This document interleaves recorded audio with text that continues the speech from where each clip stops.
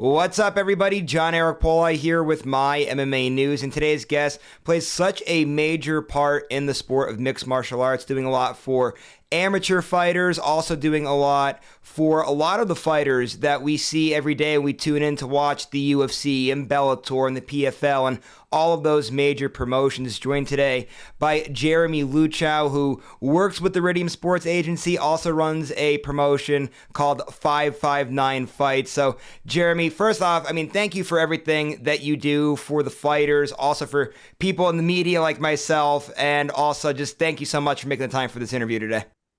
No problem. Thank you for the opportunity. It's always good to be able to spread some good news from time to time. Well, there's a lot of good news coming up here. We'll start first off, before we get into anything with Iridium, let's start with your promotion, 559 Fights, 100th show coming up here in September. So just how excited are you to reach that very big milestone of 100 shows?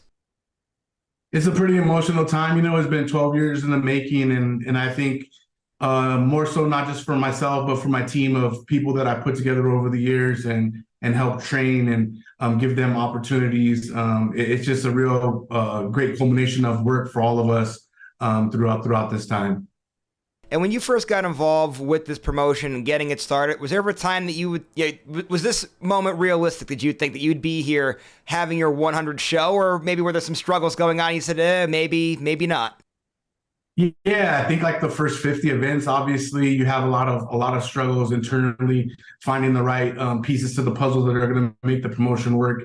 And in the beginning too, our model was a lot different. You know what I mean? I think we went from just a show that wanted to put on fights in the area, and in that back half of shows that we've done, we've really switched the model to being a training tool for athletes, more so as developing them, making sure they're doing the right things inside and outside of the cage, and helping to develop and grow not just the fighters, but coaches and other management teams that are working within our network. And I know at MyMMANews here, we do a lot here, mostly in like my state of Pennsylvania, with a lot of different regional scenes, sponsor a few shows and whatnot. And I always try to tell people, they don't realize, like when you tune in and you're watching a big event, like a big, pay-per-view on TV, yeah, that's great. That's what the sport's all about. Every athlete wants to be in that point, but everybody's got to start their careers off. Everybody's going to start off as an amateur. They're going to come up at the regional scene. Just talk about the importance of giving those guys that platform and that opportunity to be able to grow and evolve and be able to, again, go on to maybe one day being managed by Iridium Sports Agency. Yeah, I think that, when Jason and I kind of connected way back in 2000, I believe it was 12, we both were very like-minded in the fact that we wanted to develop. And you actually find that you get more joy and happiness when you start with guys, working with guys at younger ages, helping them through the tougher parts of their career, which is the early stages. It doesn't take a rocket scientist to take a 10-0, 11-0 kid and put him into the UFC and guide him, right? Where the hard work is really done and where the sweat, the tears, the failures, all those things happen is those early stages in someone's career. And to be a part of those stages is really where you really find a lot of joy and happiness and stuff. So for me, being a developmental guy has always been something that I really love. And I've built amazing friendships and long-lasting, loyal relationships with people because of it. And with this being the 100th show coming up, I got to ask, is there like a favorite moment or something that sticks out that maybe you'll never forget? I'm always going to remember there was a time we were doing an outdoor show at a baseball park in, I think it was like early May, and it rained. It rained the night before, and it was like, I don't know, a lot of people don't know so much about baseball, but the field is like the crown jewel of a baseball park, right? Like you can't touch it, you know what I mean? They don't want you, so it was muddy. They didn't want us on it. And we were able to move the show to an entirely different city in a new venue, get a liquor license, do all the stuff that we needed to do to put on a successful show. And it was still a successful show. And we did it all in 12 hours. So for me, that's always going to be a highlight of something that I remember. And then also, we've had, I believe it's 7 or 8 athletes now that have fought and competed in our organization that have gone on and fought in the UFC. We've had several hundred pro athletes that are on their way getting there. So those are key things that kind of stick out in my mind. All right, and then the last thing before we get into a lot of this Iridium stuff, just go ahead, give everybody all the details for this 100 show, and then also, if anybody does want to be involved, whether that be sponsorships or involved with future shows as a fighter or whatnot, give everybody all the details, the contact info, all that type of stuff as well. Yeah. You can reach out to me for any questions at jeremy@559fights.com. That's my email address. Real easy to find on social media. It's just 559 Fights on all of our platforms. I can answer any DMs or questions from there. The event is September the 16th at the Visalia Convention Center. We do a free, we're on free TV, which is a TV station locally that's called My53 TV, but you can also stream it if you download, I believe it's called BTV on your phone, and you'll be able to catch it on there as well. All right, so now to Iridium Sports Agency here. You guys are doing such a fantastic job. So many fighters on the roster, too. I mean, you guys are really busy week in and week out. Let's start with the beginning of this here. How exactly did you get involved with Iridium Sports Agency, and kind of just explain a little bit about your little job details that you have to do there? Yeah, so I met Jason House while I was promoting fights at Tachi Palace. He was one of the up-and-coming young managers that had a group of kids that will come up occasionally and compete for us. And then when I left the casino and I started 559 Fights, he asked if I might be interested in helping him. And he kind of just said, "Hey, you're really good at developing talent, and that's what I want to do." And we had some conversations, and I feel like we were really kind of aligned in kind of trying to offer a different management type service, more of a full service management that covers a plethora of different things, instead of just taking the top guys that are ready to crack into the UFC, signing them, and then getting them a deal. So that was kind of our beginning in 2012, and it's just something that's worked out really well for us moving forward. And I know outside of just you and Jason too, I mean, great team all around. I know, like, I'm always dealing with that. Ed's always giving me fighters to interview. He's a rock star there. I know there's a lot of other great guys too. Just what's it been like too, working with the rest of the team, and then seeing obviously the agency grow, that you're able to give people those opportunities to have jobs and be managers and everything. Yeah, to Jason's credit, you know what I mean? I didn't see this as a vision. It was always his vision to see us add different components to the agency, whether it was Jacob in marketing, Ed in media, Lance with the legal work, adding all these different components, and I think it was us taking a hard look at things that we were not very good at. You know what I mean? Like, I'm great at developing talent and booking fights on the regional scene and this, that, and the other thing. But Jacob is great at selling sponsorships, and Ed is great with connecting with the media.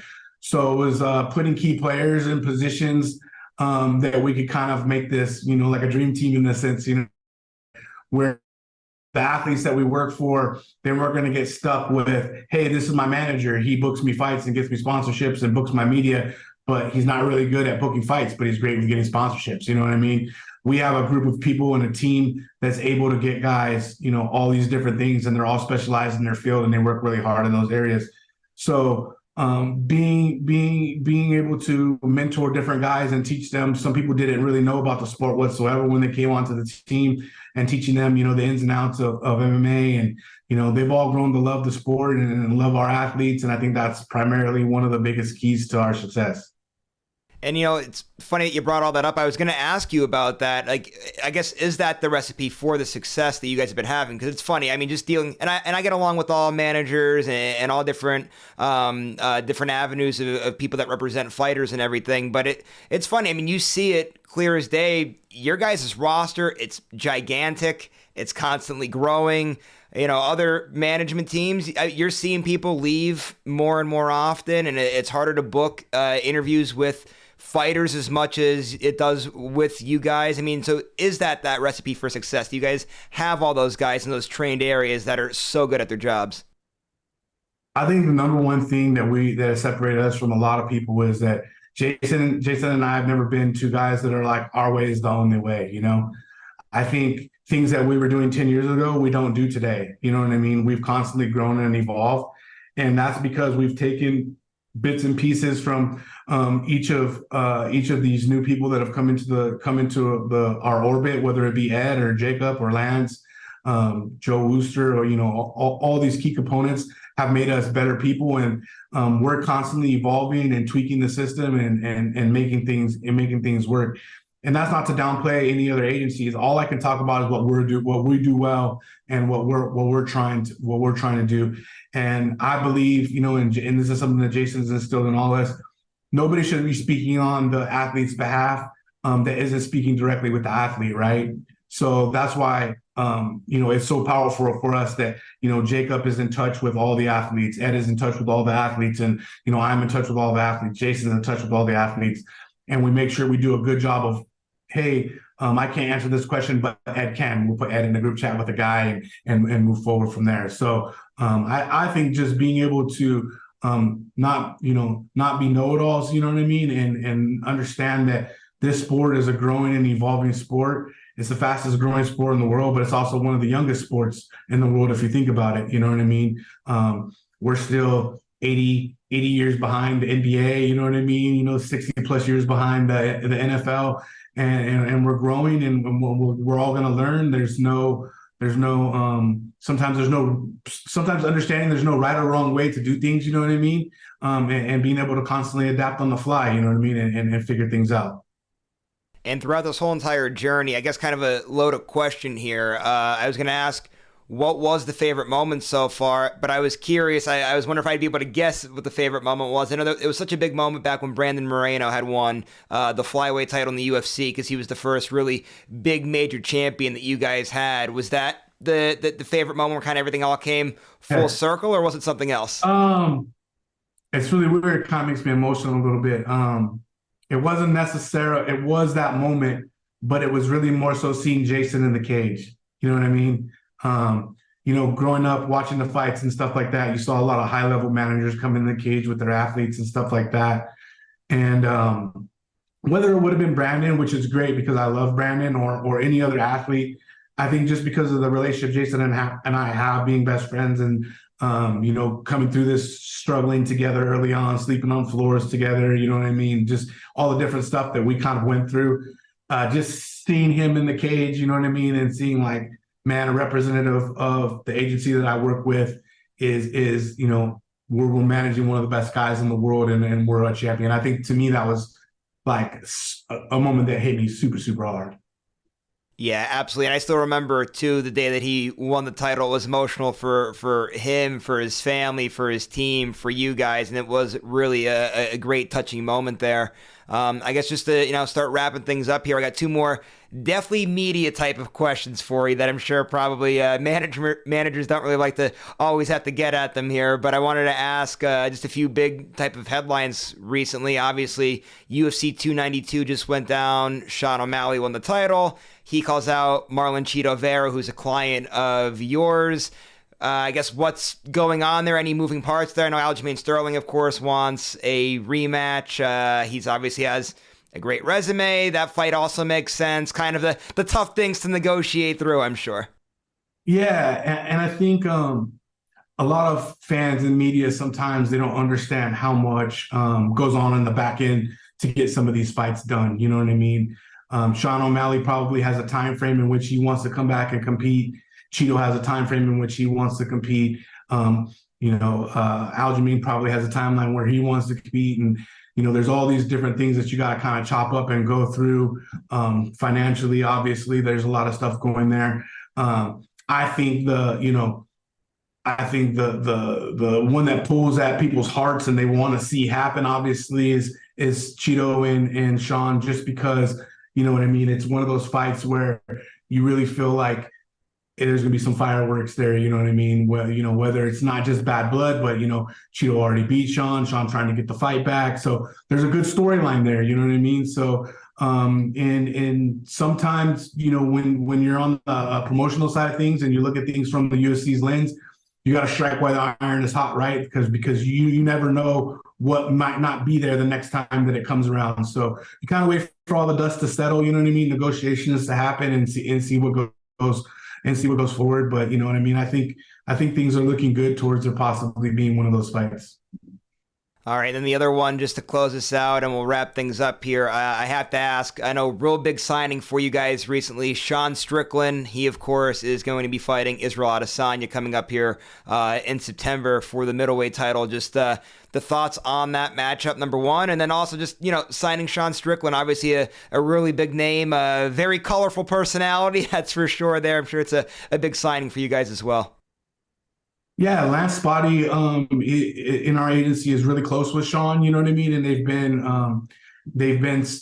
good friends for a while, and I think it was more of like Lance does an amazing job working with Sean, so it was awesome to be able to bring him into the fold and into the agency. And I think those are two guys that really get along well, and Lance does a tremendous job working for Sean. So really happy that they were both able to get this opportunity, you know what I mean? And then I think it's going to be a great fight. You know what I mean? Obviously, Izzy's the man. You know what I mean? But Sean is also one of those guys in the division. He's a blue collar guy.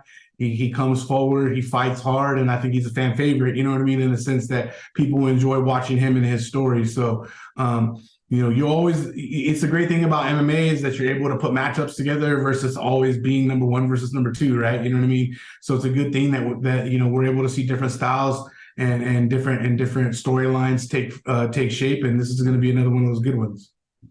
Jeremy, thanks again for all the time. I really appreciate it. Obviously, 559 Fights having your 100th show coming up in September. Big, massive thing there. And obviously, Iridium Sports Agency doing a lot of great work. Actually, as soon as we wrap this up, I'm going to do a quick wardrobe change, and I got two more Iridium Sports Agency interviews coming up here. So just the last thing before you head out for the day, if there's anything else that you got to plug, whether that be like a social media of any kind or any sort of thing like that, any closing remarks, you get the last word today. Floor is yours.